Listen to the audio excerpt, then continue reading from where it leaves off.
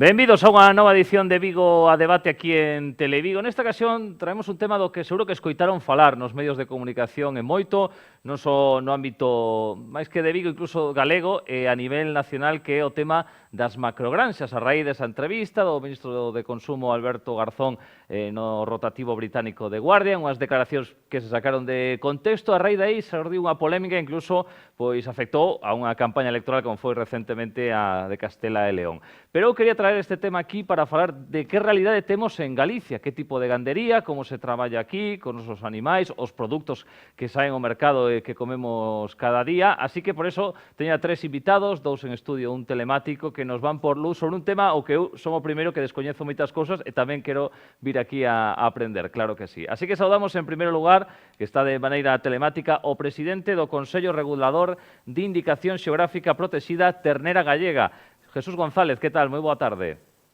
Hola, boas tardes. E aquí están con nós, presencialmente nos estudios de Televigo, o responsable do área de desenvolvemento rural de Unións Agrarias, Jacobo Feijó. Que tal? Moi boa tarde. Moi boas tardes. E tamén o portavoz de Ecoloxistas en Acción a nivel galego, Cristóbal López. Que tal? Moi boa tarde. Hola, boas.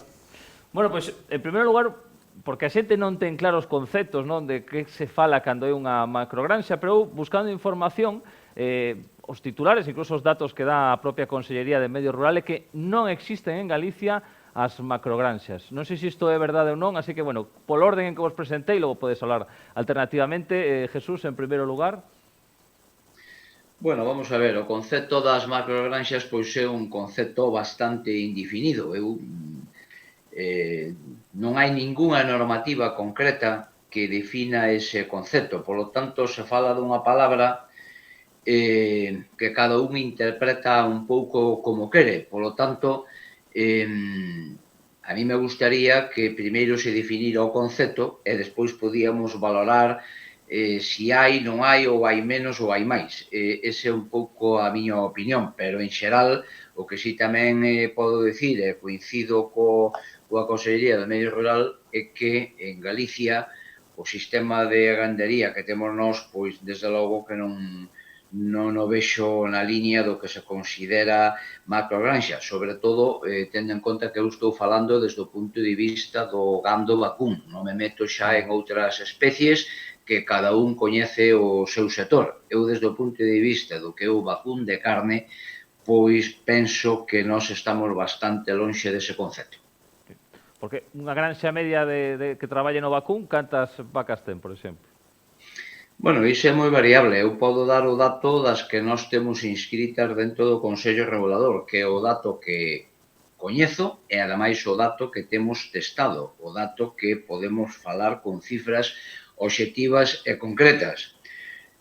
Nós, no caso das ganderías tradicionais, estamos falando de ganderías que teñen por debaixo das 25 vacas por explotación. Esa é a media que temos na IXP. Nesas 8.000 explotacións tradicionais que temos, en números redondos, pois a media non chega a 25 cabezas. E no caso das explotacións de cebo, dentro das que están de IXP, o número anda entre 100 e 120 cabezas por explotación, moi lonxe de outras zonas da España onde se fala de miles. Jacobo. Sí, coincido plenamente. Efectivamente, non hai unha definición oficial do que é unha macrogranxa. En Galicia estamos moi lejos do que podera ser ese concepto de unhas instalaciones con miles de animales. Sí é certo que hai produción intensiva, sobre todo no sector de porcino, no sector de aves, pero para poner un exemplo dentro do que pode ser o vacún, por non deixar o vacún, as estadísticas que estamos manexando é que solamente 73 explotacións teñen máis de 250 vacas. E se estaba falando hai uns meses en Soria, que sí que se quería facer unha macrogranxa, e aí se falaba de 20.000 animales. O sea, a diferencia que hai entre 20.000 animales e 250 nos dá un pouco a idea do orden de magnitud do que podía ser unha macrogranxa, non? No caso do vacún. E despois tamén deixar desde o principio claro que non é o mismo a produción intensiva que a produción de macrogranxas. E tamén que non está sendo aposta a macrogranxa nin do sector nin da administración. Está habendo unha regulación que está limitando, xa hai 2 reales decretos publicados que limitan o número de animales en porcino, de animales en aves, e se está redactando un real decreto tamén que va a regular o número máximo de cabezas de ganado no tema de vacuno, e está moi lejos, 825 animales de unidades de gando maior, que se di técnicamente, está moi lonxe do que podía ser eses 20.000 animales dunha macrogranxa como esa que se proyectaba en Soria, que ademais quedaría descartada se esta normativa sale adiante. Sí. Cristóbal, que antes dixo unhas cifras aí, Jesús, que dicías algo así, non sei se non che convencía. Dentro do que, cando falamos do vacún, podemos estar de acordo en moitas cousas, porque é certo que Galicia non ten esa realidade de outros lados, tamén é certo porque por la calidade da carne hai máis extensivo que intensivo, pero cando falamos de macrogranxas, que é certo que non ten unha realidade legal, non? É unha palabra que se quedou no vocabulario, como outras veces que quedan outras, e vale para definir todo un problema que hai detrás, ¿no? Que é a gandería intensiva. A mí me da igual se as vacas son 5 que 5.000, se están en gandería extensiva, porque sabemos que a carga gandeira nunca pode ser grande se está en extensivo, porque necesita todo ese terreno para poder... Entonces, claro, la proporción, la cantidad de cabezas por metro cuadrado va a ser poca. O problema é quando estamos falando de intensivo. E en Galicia, sobre todo, o problema cando falamos de intensivo é de porcos e de polos, vale? A ver, granxas de 10.000, 20.000 porcos en Galicia hai moitas. Solo en esta provincia, en Pontevedra, seguimos a la línea, o desastre ambiental da Limia, que espero que nadie me lo niegue. Se nos vamos á zona do Odeza, o Rodeiro é unha poboación que ten un municipio moi pequeno, moi deshabitado, e ten 100.000 porcos. A carga gandeira dese municipio é altísima, o que significa a cantidad de surros que hai que xestionar, que acaban en todos os lados, a cantidad de vertidos que se producen, e iso é o problema que nos denunciamos, un problema ambiental e un problema a veces de saúde pública cando chegamos a un tema como a Limia, onde as aguas están contaminadas, e a auga é un recurso crítico. Se non temos auga, temos un problema de saúde pública, xa non ambiental, xa non ecolóxico, non un problema de saúde público. E aí é que onde temos que enfocar o problema.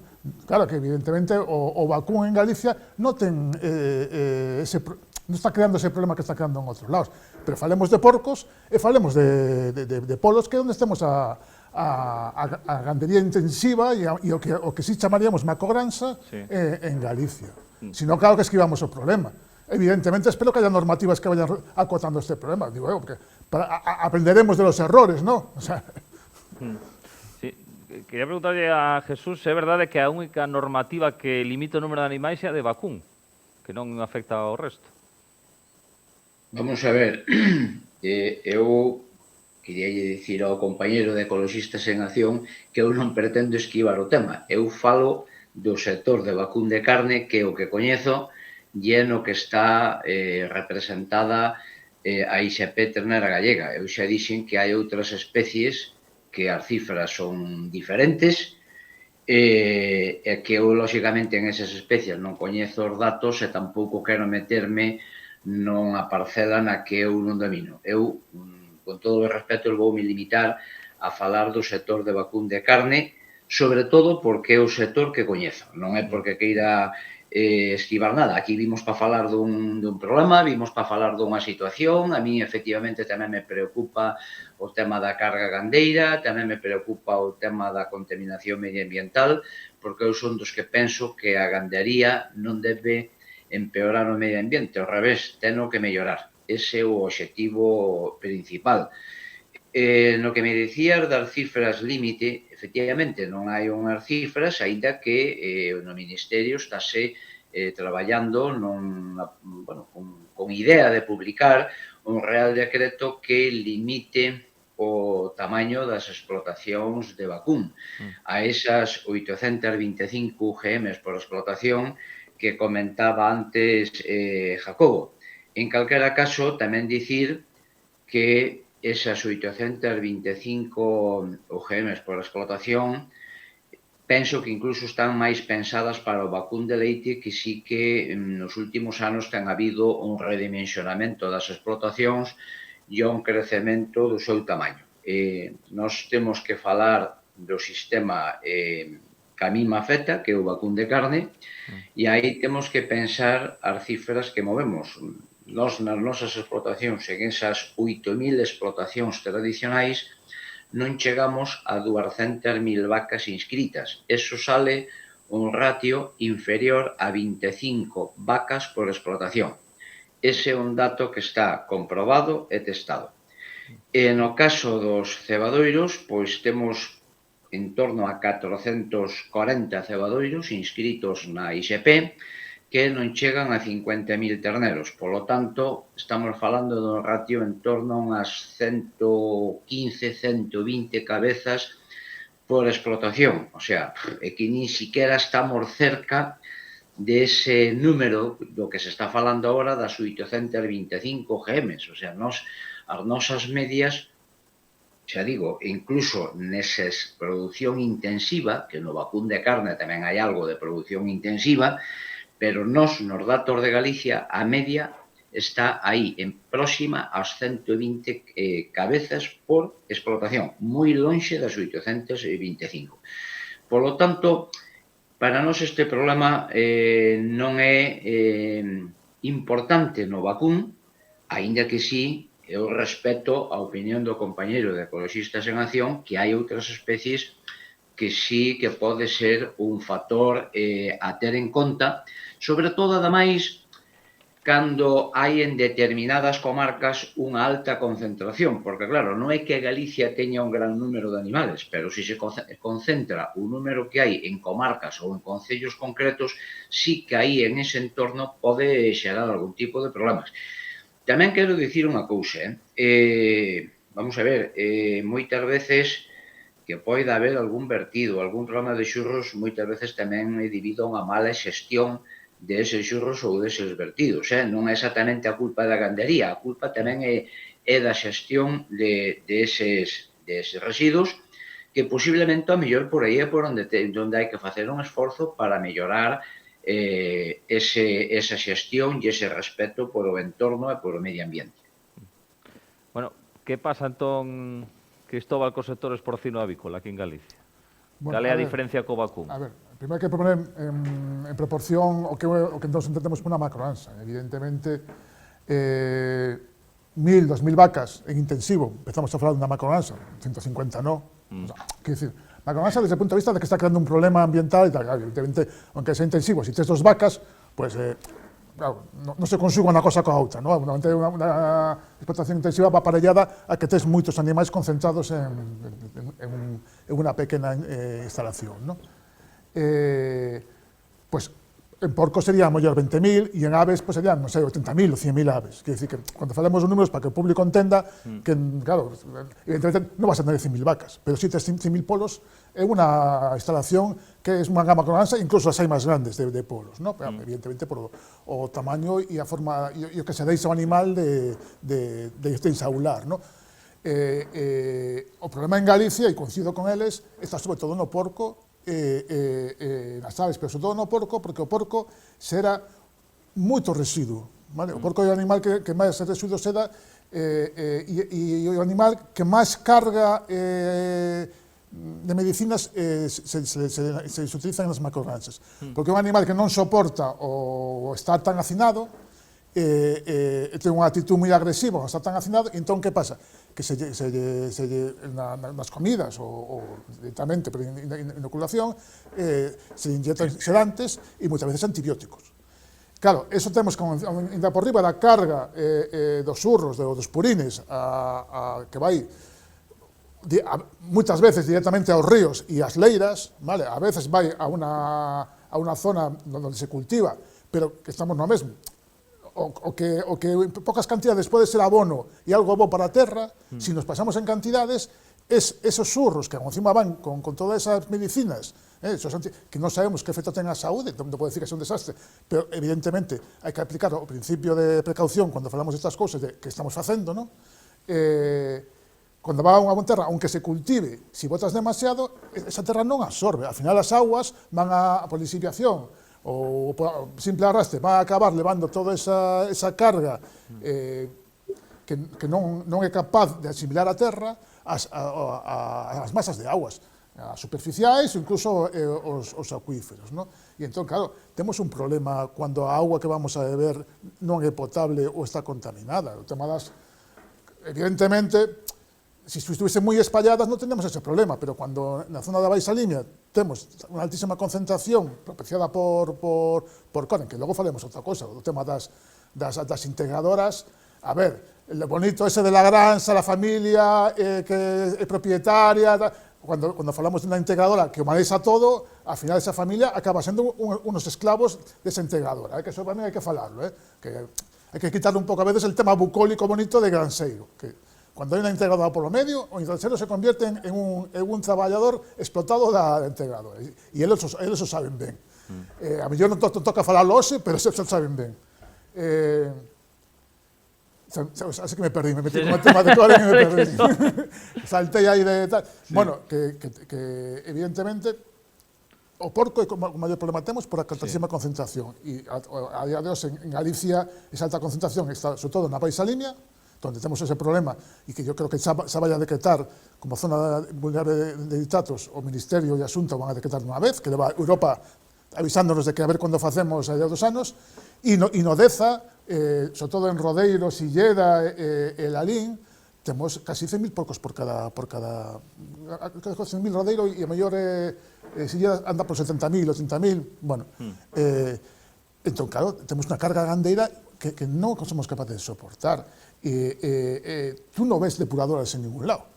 Tú non ves ninguna masa que tenga depuradoras, todo vai tirado, todo vai a terra. A terra absorbe todo, é mentira. Absorbe unha cantidade, a partir de aí se converte en veneno. Entón, é o que temos que reaccionar. Jacobo.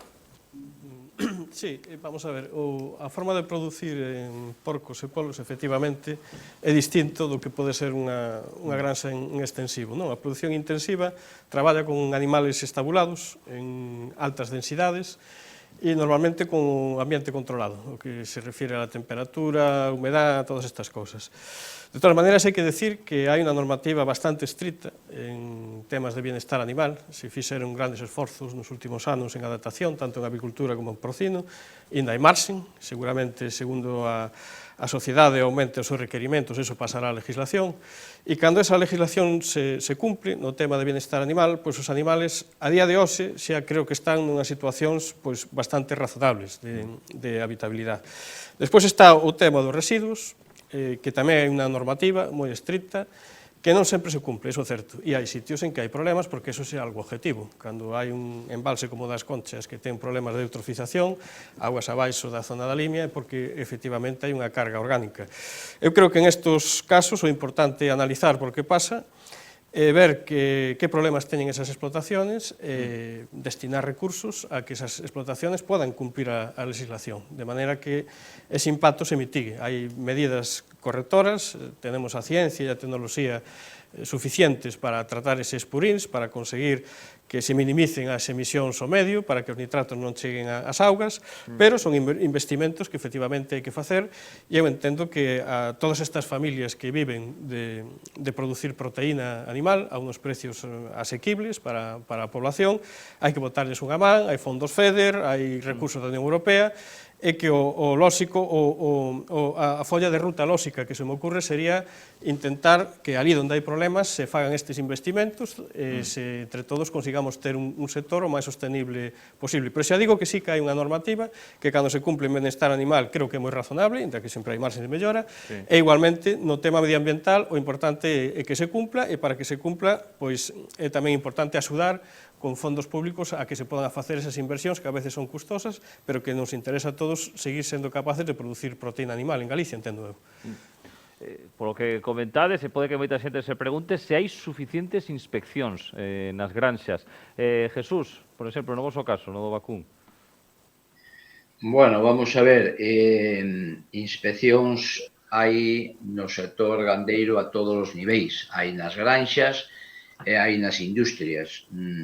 Penso que a gandería é unha das producións de calquera tipo de sector que está máis controlada. Eu non coñezo ningunha industria, ningunha outra empresa de outro sector productivo que teña tantas inspeccións como hai no sector agrario e concretamente no sector gandeiro. Eso é unha realidade e eso tamén, desde logo, é importante para o que é a tranquilidade dos consumidores. Eu, sobre o que estamos a falar, pois claro que se estou de acordo co que dicía agora Jacobo.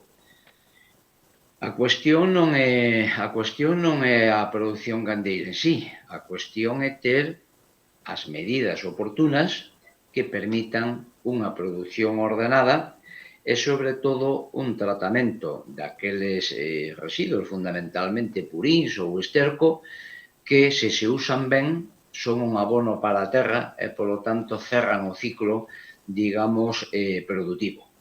Eu escuito algunha opinión na mesa de que moitas veces os xurros van aos cursos de auga. Hombre, ou de moitas veces non é verdade, Efectivamente, hai casos, ten habido, non sei se, non quero pensar que por mala fe, senón por despiste ou por falta de coñecemento, xa sei que hai algunhas excepcións de todos conocidas, pero eu creo que non hai ningún agricultor ni ningún gandeiro que faga eso premeditadamente, nin siquiera frecuentemente.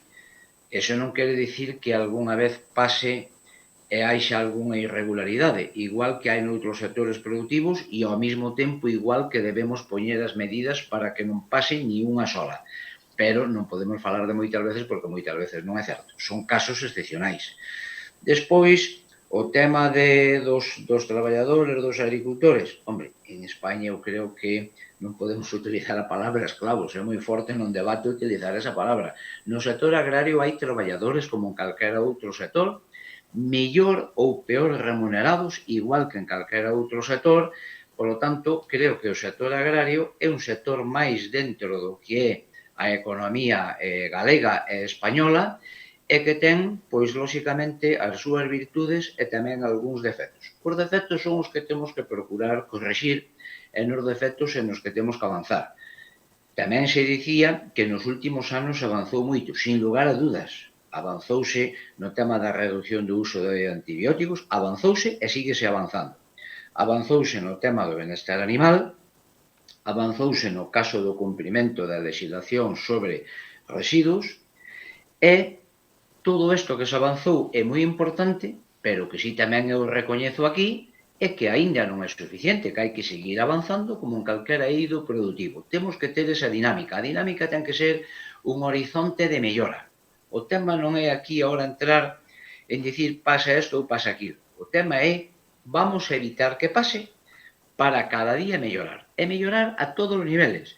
Mellorar no trato dos animais, mellorar no mantemento do medio ambiente, mellorar no que é o cuidado dos nosos recursos, mellorar no que é a alimentación da poboación. Ese ten que ser o noso objetivo e, lóxicamente, temos que trasladarlle á administración pois a petición daquelas axudas ou daqueles recursos económicos que permitan facer os investimentos para que todo o que se fai no sector agrario sexa mellor e sexa, digamos, máis consecuente co noso entorno. Eso ten que ser a finalidade. Pero eu tamén digo aquí, e volvo a afirmar e repítome, que a evolución e os avances nos últimos anos son manifestos.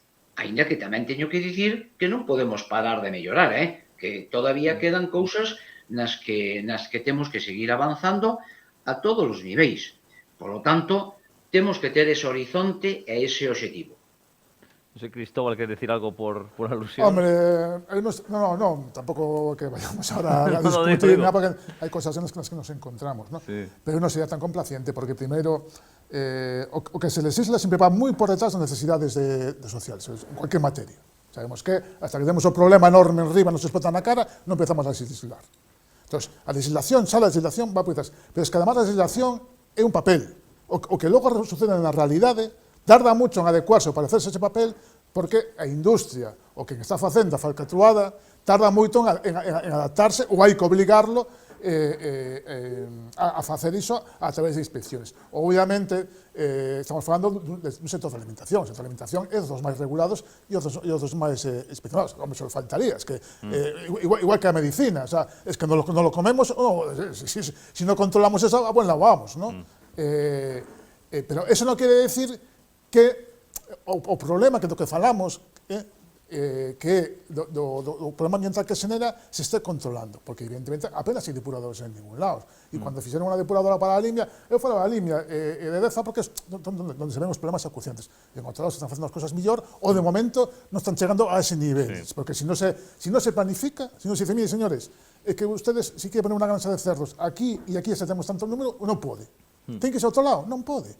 Igual que se en Vigo podemos haber todas fábricas de carbón, pois nos morimos asfixiados. Una e o que podemos, non pode. O sea, para eso está a sociedade e a administración, para planificar e o que pode ser bo porque dá traballo ou porque a alimentación se converte en un grave problema, ¿no? Logo, eu non entraría no tema de carne barata, vale, sí, pero a ver, a maior parte da carne que se fabrica, sobre todo de cerdo en Galicia, va para Francia e para Alemania. Por qué? Porque de salí non queren macrogranxas. No, aquí isto non o queremos. O facer de salí, ali botades a porquería e aquí nos dades la carne, e barata. Claro, aquí, al non ter que facerse cargo de todo o pasivo ambiental, non ter que pagar depuradoras, ten unha legislación moito máis laxa, pero sobre todo xa non moito máis laxa, es que non hai ni intención, ni capacidade para facerla cumplir. Entón, claro, a carne sale moito barata se non tens que facerte cargo do pasivo ambiental. E onde va despois? A sociedade galega se fai cargo dese pasivo ambiental entre todos, vale? Porque se temos unha auga contaminada vamos a ter que pagar eso nun futuro, porque a auga vamos a necesitar. E a quen vai o beneficio? A granxa e moitas veces a integradora, e se quero xa falo do tema da integradora, evidentemente, vou a palabra esclavo, non é a mellor, nos entendemos como esclavo da antigüedade, eu me refería de que non tes potestad final sobre tu empresa, ¿no? O sea, quiere decir, cuando a integradora te dice, este es el piso que tienes que ponerle, este es el precio que me tienes que vender, y esto tienes que hacerlo así, y este es el médico que te poño eu, que potestad lle queda a esa familia granxera? Ninguno.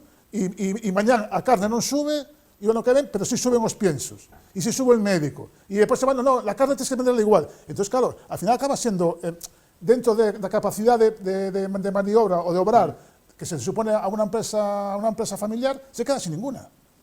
Eso é o que me refería. Non me refería, evidentemente, a que estén con un látigo el señor de Coren aí encima da espalda. Entendámonos, ¿no?